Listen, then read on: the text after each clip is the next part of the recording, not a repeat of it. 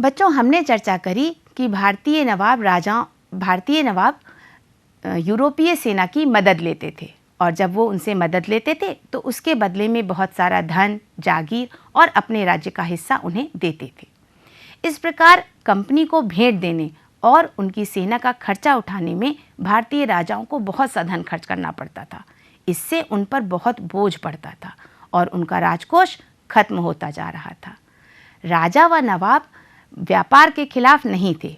वो ये नहीं चाहते थे कि अंग्रेजी कंपनियां व्यापार न करें, परंतु वो इस बात के पूरी तरह खिलाफ थे कि अंग्रेजी कंपनियां उनके राज्य में अपनी सेना रखें, क्योंकि अंग्रेजी सेना जो व्यापार करती थी वो सैन्य बल के आधार पर करती थी और जोर जबरदस्ती करती थी। इस चीज़ का भारतीय राजा विरोध करना चाहते थे। वो नहीं चाहते थे कि अंग्रेजी सेनाएं उनके राज्य में अपनी ताकत बढ़ाएं।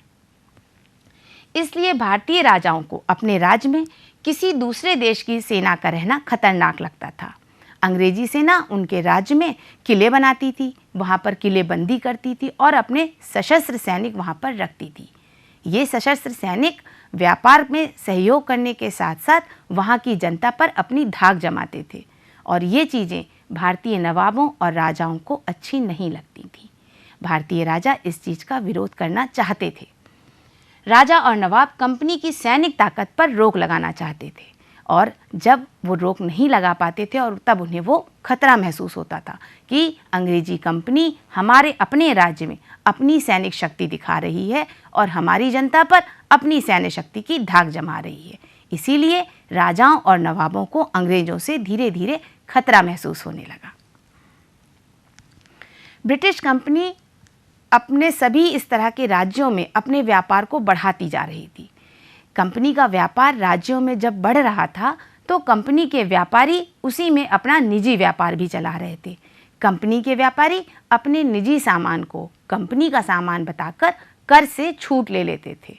इस तरह से होता ये था कि कंपनी के सामान पर तो छूट होती ही थी, साथ ही साथ कंपनी के जो अफसर और व्यापारी अपना निजी सामान बेचते थे उस पर भी उन्हें कर से छूट मिल जाती थी।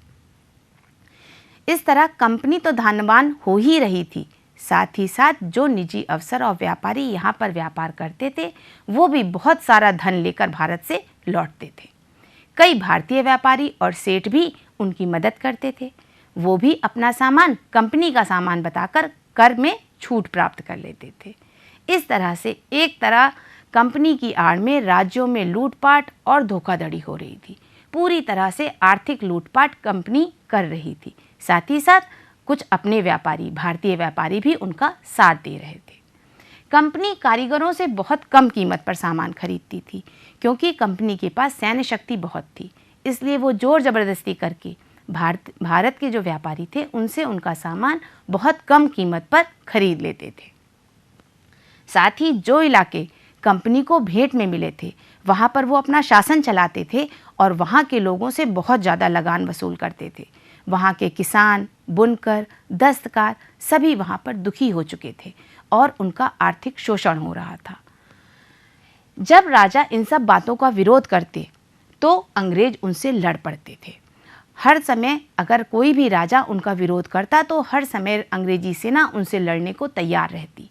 वो ये चाहते थे कि अंग्रेज जो हैं किसी भी तरह से यहाँ पर व्यापार में उनको पूरी तरह सहूलियतें ना मिलने पाएँ, लेकिन अंग्रेज व्यापारी पूरी तरह से उन चीज़ों का फ़ायदा उठा रहे थे और वहाँ पर अपने व्यापार को बढ़ाते जा रहे थे। इस समय बंगाल में अली वर्दी खां नवाब थे। 1756 ईस्वी में अली वर्दी खां की मृत्यु हो गई और उनके उत्तराधिकारी के रूप में उनका पौत्र सिराजुद्दौला बंगाल का नवाब बना। बंगाल का नवाब बनते ही उसे घरेलू और बाहरी शत्रुओं का सामना करना पड़ा। इस समय तक यूरोपीय कंपनियां शाही फरमान द्वारा दी गई व्यापारिक सुविधाओं का बहुत फ़ायदा उठा रही थीं। इस पूरे जो उनका विरोध करने वाले थे वो लोग इस फिराक में रहते थे कि किस तरह से बंगाल के नवाब को हटाकर हम अपना शासन कर सकें। अंग्रेजी कंपनी तो इस फिराक में थी कि कैसे वो उनके विरोधियों से मिल जाए और वहाँ पर बंगाल के नवाब को हटाकर अपना शासन स्थापित कर ले। ये सभी कंपनियां जितनी भी व्यापारिक सुविधाएं, कर में छूट उनको मिली हुई थी, उनका बहुत दुरुपयोग कर रही थीं। कंपनी धीरे धीरे कोलकाता, जिसे पहले कलकत्ता कहा जाता था, वहाँ पर अपने किले और बस्तियाँ बना रही थी और इन किले और बस्तियों की किलेबंदी भी कर रही थी। सिराजुद्दौला को जब इन तैयारियों का पता चला तो उसने इसका विरोध किया और इन पर आदेश दिया कि इन सैन्य तैयारियों को तुरंत रोक दिया जाए। लेकिन अंग्रेजों ने इस आदेश को मानने से इनकार कर दिया। उन्होंने अपनी सैन्य तैयारियों को नहीं रोका। क्रुद्ध होकर नवाब ने कोलकाता पर आक्रमण करने की तैयारी करी और जब नवाब ने कोलकाता पर आक्रमण किया तो उसने अंग्रेजों को परास्त कर दिया। अंग्रेजों को परास्त करने की सूचना जब लॉर्ड क्लाइव को चेन्नई, जिसे उस समय मद्रास कहा जाता था, वहां पहुंची तो लॉर्ड क्लाइव अपने 9 सैनिक बेड़े के साथ कोलकाता आया और वहां पहुंचकर उसने कोलकाता पर पुनः अपना अधिकार कर लिया। इस पूरे क्रम में नवाब और अंग्रेजों के बीच 9 फरवरी 1757 ईस्वी को एक संधि हो गई, जिसे अलीनगर की संधि कहते हैं। इस संधि के अनुसार कंपनी को बंगाल, बिहार और उड़ीसा में बिना चुंगी दिए व्यापार करने का अधिकार प्राप्त हो गया। इतने पर भी अंग्रेजी कंपनी संतुष्ट नहीं थी। लॉर्ड क्लाइव अलीनगर की संधि से संतुष्ट नहीं था। वो पूरे बंगाल में अपना साम्राज्य, अंग्रेजी साम्राज्य स्थापित करना चाहता था। उसने नवाब के विरोधियों से साठगांठ शुरू कर दी। नवाब का सेनापति मीर जाफर स्वयं बंगाल का नवाब बनना चाहता था। अंग्रेजों ने मीर जाफर से समझौता कर लिया और इस समझौते के तहत मीर जाफर को उन्होंने बंगाल का नवाब बनाने का आश्वासन दिया। मीर जाफर विश्वासघात करके अंग्रेजों से मिल गया और वो इस समझौते के लिए तैयार हो गया। मीर जाफर को अंग्रेजों ने बंगाल का नवाब बनाने का आश्वासन दिया तो मीर जाफर ने उनको वचन दिया कि जब वो नवाब बन जाएगा तो वो उन्हें बहुत सा धन और जागीर देगा। इस पूरे षड्यंत्र की जब योजना बन गई तो उसमें राय दुर्लभ, जगत सेठ और अमीचंद नाम के और व्यापारी भी शामिल हो गए, क्योंकि उनको इससे व्यापारिक लाभ होने वाला था। इन सब लोगों के शामिल होने के बाद और इस षड्यंत्र की योजना बनने के बाद लॉर्ड क्लाइव ने सिराजुद्दौला को एक कूटनीतिक पत्र लिखा और उस पत्र में उन्होंने लिखा कि आप संधि की शर्तों का उल्लंघन कर रहे हैं और जब आप इन संधि की शर्तों का उल्लंघन कर रहे हैं तो हम आपके ऊपर आक्रमण कर देंगे। संधि के उल्लंघन हेतु उसे दंडित करने के लिए क्लाइव एक बड़ी सेना लेकर बंगाल की राजधानी मुर्शिदाबाद की ओर चल पड़ा। जब नवाब को अंग्रेजों की सेना के आने की सूचना मिली तो वह भी उनका विरोध करने के लिए अपनी सेना के साथ आगे बढ़ा और प्लासी के मैदान में 1757 ईस्वी में सिराजुद्दौला की सेना और क्लाइव की सेना आमने सामने हुई। भीषण घमासान युद्ध हुआ।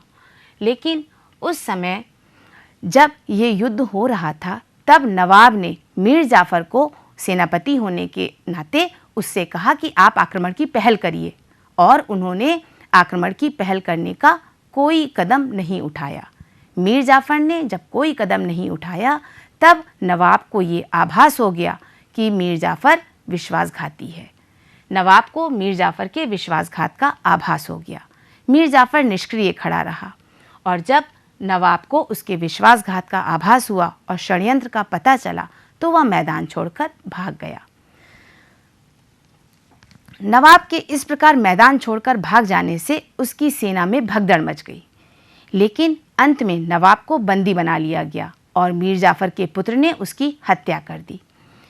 अंग्रेजों ने पुरस्कार के रूप में मीर जाफर को बंगाल का नवाब बना दिया और मीर जाफर ने अंग्रेजों को बहुत सा धन और जागीर दी। मीर जाफर महत्वाकांक्षी था। वह स्वतंत्र रूप में शासन करना चाहता था, लेकिन जल्दी ही उसको आभास हो गया कि ऐसा नहीं है। अंग्रेज उसे सिर्फ एक नामधारी शासक के रूप में कठपुतली बनाकर रखना चाहते हैं।